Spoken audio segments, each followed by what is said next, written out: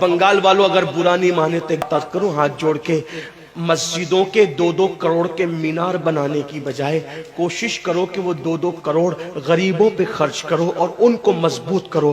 اگر ہماری قوم 10 سال میں مضبوط ہو گئی تو 2 نہیں بلکہ 10 کروڑ کے مینار ہم بنا سکیں گے۔ اس لیے میری گزارش ہے جلسوں کے خرچے بھی کم کرو، شادیوں کے خرچے بھی کم کرو اور سب خرچے کم کر کے اپنی قوم کو مضبوط کرو۔ حضور علیہ السلام اسی لیے تشریف لائے تھے۔ تو دیندار بنو، مالدار بنو، اور نمبر 3 ایجوکیشن پہ بہت محنت کرو۔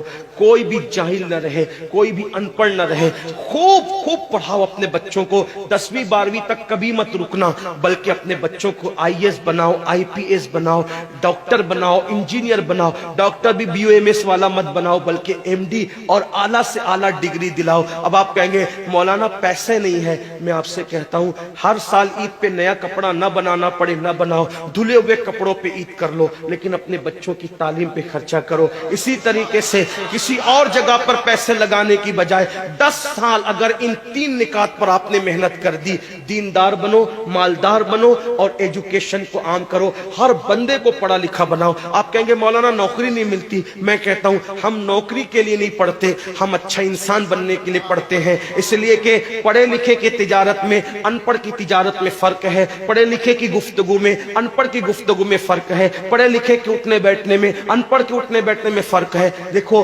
آپ یہ نہیں کہتا ہوں کہ آپ سب ان پڑھو، لیکن ایک بات آپ سے کہتا ہوں، محفل میں پڑھے لکھوں کا انداز اور ہوتا ہے، ان پڑھ لوگوں کا انداز اور ہوتا ہے۔ کھانے میں، پینے میں، اٹھنے میں، بیٹھنے میں تعلیم کو عام کرو، دنیا بھی پڑھاؤ، آخرت بھی پڑھاؤ۔ اپنے بچوں کو اتنا علم دو کہ وہ مسلمان رہے، سچے مسلمان رہے، اور اپنی بچیوں کو بھی اتنا علم دو سچی پکی مسلمان رہے، اور اسکول، کالج، یونیورسٹی میں اعلیٰ سے اعلیٰ تعلیم دلاؤ۔ اور یاد رکھنا غربت کا بہانہ مت بناؤ۔ بیٹیا کی شادی ہوتی ہے تو لاکھوں روپے کہاں سے آتے ہیں، اور آپ سے کہتا ہوں 8 گھنٹے محنت کرنے کی بجائے 16 گھنٹے محنت کرو، محنت میں پیچھے مت ہٹو، اپنے بچوں کو پڑھاؤ۔ صرف 10-12 سال ہندوستان کے تمام مسلمان محنت کر کے اپنے بچوں پہ محنت کر لیں، کوشش کر لیں، کاوش کر لیں، تو دیکھنا نقشہ بدل جائے گا۔ یہ بھی آپ سے کہتا ہوں، ایک بات کہتا ہوں، منع نہیں کر رہا ہوں، اگر مجھ سے غلطی ہو تو میرے علماء اصلاح کریں گے، آپ میری ذات کو دیکھ کے قبول نہیں کرنا۔